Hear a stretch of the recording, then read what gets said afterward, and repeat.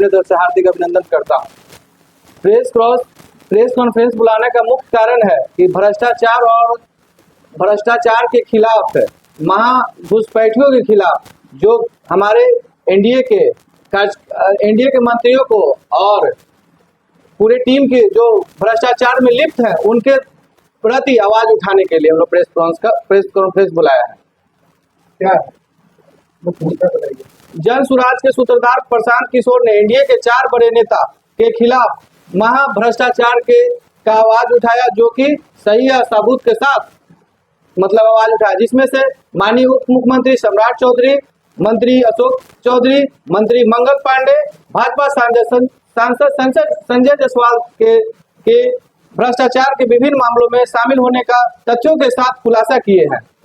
इसके बाद प्रदेश अध्यक्ष मनोज भारती, प्रदेश महासचिव किशोर कुमार मुन्ना जी, स्वर्गीय किशोर कुणाल के परिवार से जुड़े मानव वैभव ट्रस्ट का इस्तेमाल कर पटना के करीब 200 करोड़ की संपत्ति बनाने का डॉक्यूमेंट पेश किए हमारे किशोर कुमार मुन्ना जी और मनोज भारती द्वारा साक्ष्य के साथ, जो कि अशोक चौधरी के परिवार का लेन देन जो है मानव ट्रस्ट से हुआ है।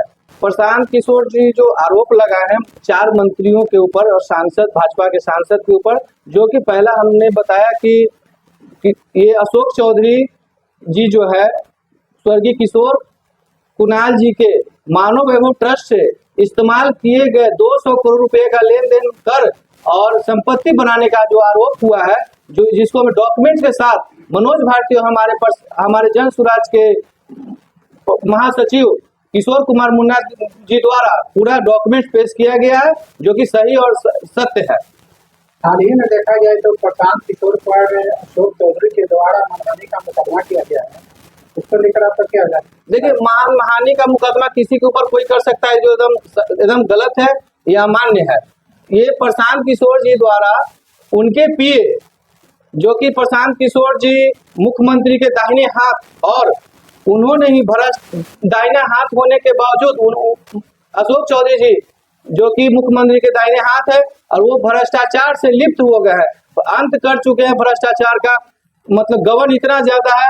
ये उन्होंने अपने पीए के नाम से, योगेंद्र दत्ता के नाम से 2019 में 23 कट्ठा जमीन खरीदे, योगेंद्र दत्ता के नाम से फिर हमारे सांसद संभवी चौधरी जो कि अशोक कुमार जी के पुत्री हैं, वो संभवी चौधरी जी के नाम से 2 साल बाद वो जमीन 34 लाख रुपया में ट्रांसफर हुआ, लेकिन संभवी चौधरी जी के नाम से 10 लाख रुपया ही योगेंद्र दत्त के अकाउंट में गया और पैसा नहीं गया।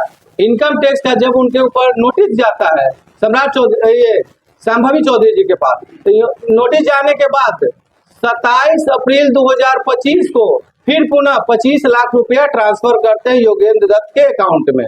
तब नोटिस जाने पर इनकम टैक्स के डर से संभवी चौधरी ने, अब बताइए कि जब जमीन हम 2021 में लिए और पैसा दे रहे हैं, जब नोटिस आता है तो डर से 2025 में 4 साल बाद उन्हें 5 साल, लगभग 5 साल हो गया। हाल ही में देखा गया है कि जब भी किसी मीडिया के अंतर्गत एनडीए के प्रत्याशी जाते हैं, चाहे कोई भी प्रवक्ता जाते हैं, जब प्रशांत किशोर के नाम बोला जाता है तो लोग मीडिया को जवाब नहीं देते और छूट। देखिए, जो भी हमारे एनडीए के जो मंत्री हैं, जो बार बार मंत्री रहने से इतना बड़ा उन लोग का अति साम्राज्य बन चुका है, भ्रष्टाचार का साम्राज्य उन लोगों ने बना लिया है कि सिर्फ भ्रष्टाचार से सभी लोग लिप्त है। एक भी मंत्री जो है कि सही काम नहीं कर रहे, सब 2 नंबर, सबके पास पैसा।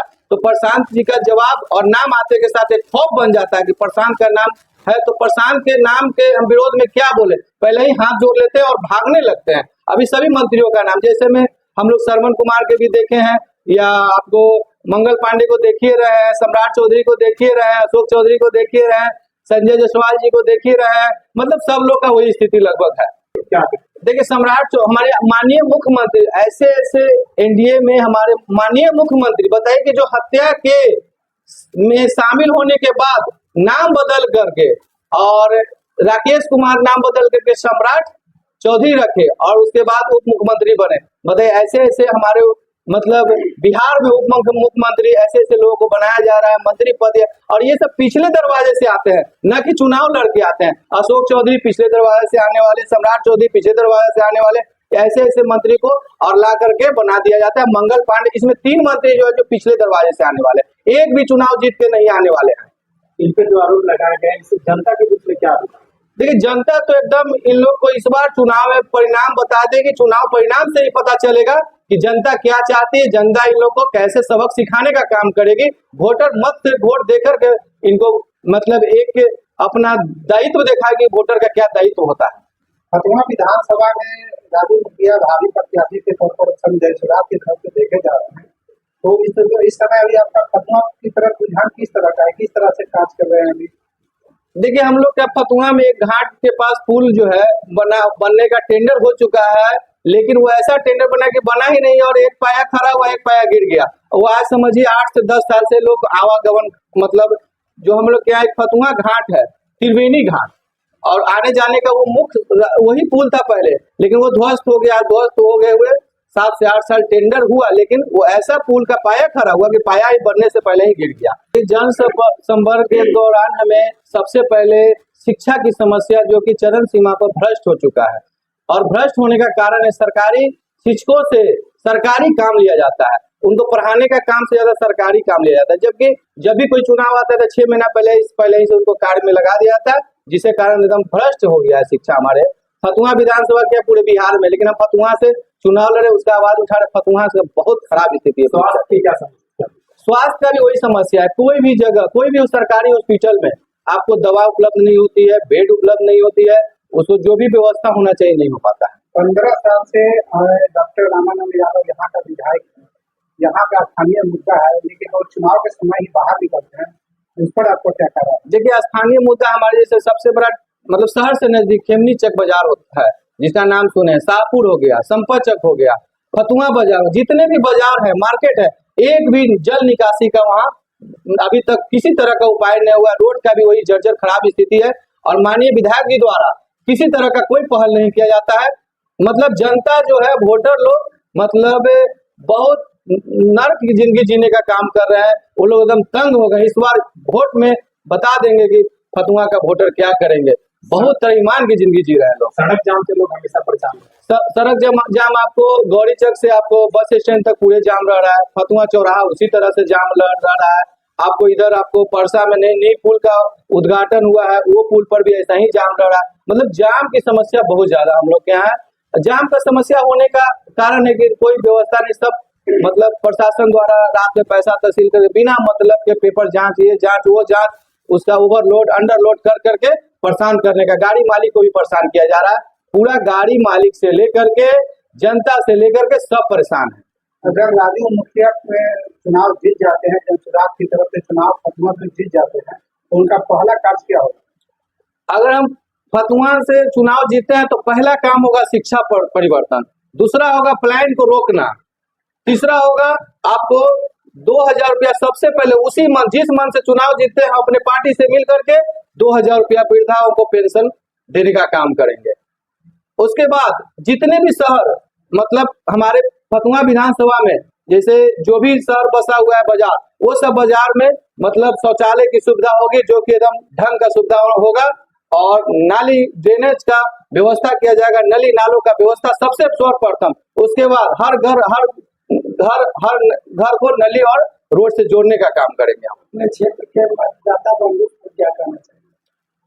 अपने क्षेत्र के मतदाता बंधुओं से हाथ जोड़ कर निवेदन करना चाहेंगे कि अपना मत का सदुपयोग करे। दुरुपयोग करने का कारण है कि आज हम लोग 35 साल से जूझ रहे हैं, ये फतुहा वासी और बिहार वासी। इसलिए एक एक वोट सोच समझ के देने का काम करेंगे, और नई पार्टी हम लोग के पास तीसरा विकल्प हो क्या है, जिससे हम अभी आपको उम्मीदवार भी है। इसलिए आप लोग नई पार्टी को वोट देने का काम करें और नया बिहार, नया फतुहा का बनाने का काम करें।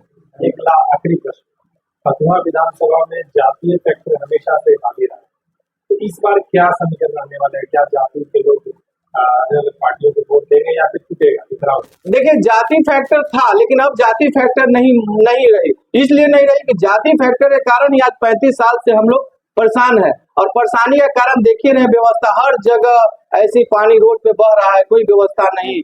पढ़ाई शिक्षा का व्यवस्था देखिए रहे, पलायन का व्यवस्था देखिए रहे। तो जाति फैक्टर से लोग कितना दिन बड़े बड़े नेता लोग बुड़बक बनाने का काम करेंगे, कितने वोट ठगने का काम करेंगे। अब हमारी जनता लोग, हमारे माताएं बहनें भाइयों और हमारे बुजुर्ग मतदातागण सब लोग जागरूक हो चुके हैं। इस बार जाति से हट के वोट पड़ेगा और नया बिहार बनाने का काम